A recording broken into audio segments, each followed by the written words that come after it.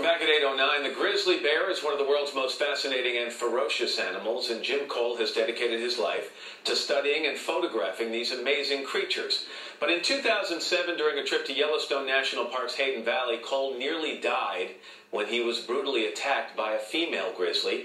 He's here to speak about the attack for the first time publicly, and he's written a new book called Blindsided, Surviving a Grizzly Attack and Still Loving the Great Bear. Hey, Jim, it's nice to see you. How you feeling? I'm feeling great, Matt. It's great to be here. Yeah, we spoke about 3 years ago. I know you've had a long recovery, but you're doing well. I am doing great. I'm back out in the field hiking and almost 100%. This was 3 years ago, and I want to warn people, we have some images that we're going to put up here that show you shortly after the attack, and they're a little bit graphic, so if this sort of thing bothers you, you might want to turn away just for a second. Where were you when you first saw this female grizzly? I was hiking out in Hayden Valley in a wide open area, and I apparently walked right on her without knowing it, and she was on me. Bing, she was on me real quick. She actually she drove me into the ground like a linebacker driving a running back into the ground, and I was trying to reach for bear spray, which I had on my belt, couldn't get to it.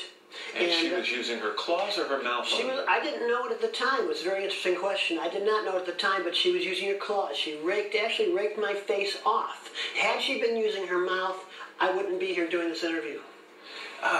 You had no chance to react, as you just said. You know, I've heard, and I don't know whether it's just a wives' tale, but you always hear people talk, if you come across a bear and you get in trouble, you do one of two things. You stand up tall and you make a lot of noise, or you curl up in a ball. You didn't have a chance to do either of those things. I didn't have a chance to do either, but I was going down, and it's my momentum going down and her going down on me at the same time. But again, I was at her mercy. If she had wanted me dead, I would be dead. I had absolutely no chance. So you have to ask yourself the question, why didn't she want you dead? And the reason is because most grizzly bear attacks are defensive. Grizzlies aren't out there. They're bigger, they're faster, they're stronger than us. If they wanted to be killing us and stalking us, they could be. So because she had her cub with her, she felt you were a threat? Well, I can't say if she would have done that if she didn't have her cub, but yes, that's certainly a fair thing to say, Matt. You ended up severely injured, and you're miles from where you had parked your van. Yes. You're all alone out there. Talk to me about getting help. How did you survive this?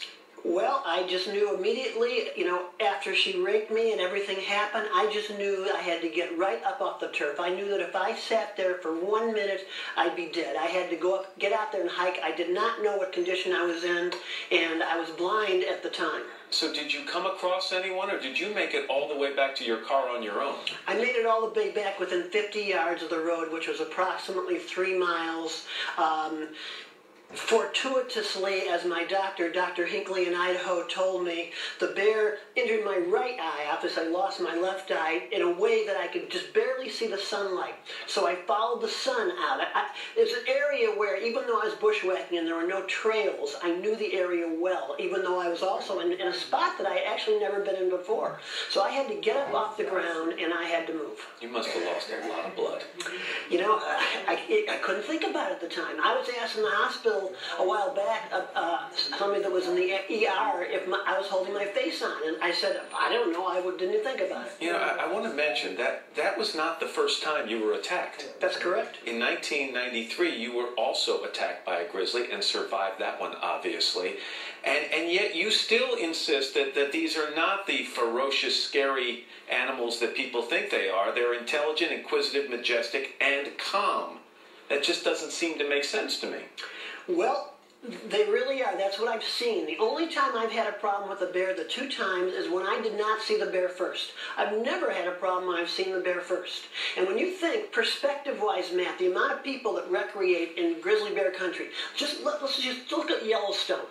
Yellowstone, our first national park since 1872, 138 years. You know how many people have died in Yellowstone from grizzly bear attacks?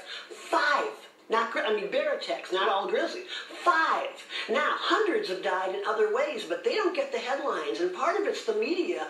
I made the headlines because I was attacked by a grizzly bear. If I had been hit by a car and killed, or fallen in a rock slide, I wouldn't be getting the media attention that I've got. But the headline, again, is that you're okay, and also, you still love these bears, and that's what you talk about and write about in this book. And Jim, it's a pleasure to meet you.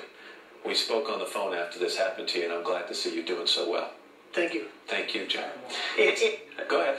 Well, I just want to say that my mission is to educate people about bears so they understand the true nature of bears, and the attacks are defensive, and they're not out there stalking us, and they're peace-loving animals, and they're just the most fascinating, interesting animals I've ever known. I think you've done a good job of that, Jim. Thanks very much. Thank you, Matt. I appreciate it. It's 14 after the hour. The book.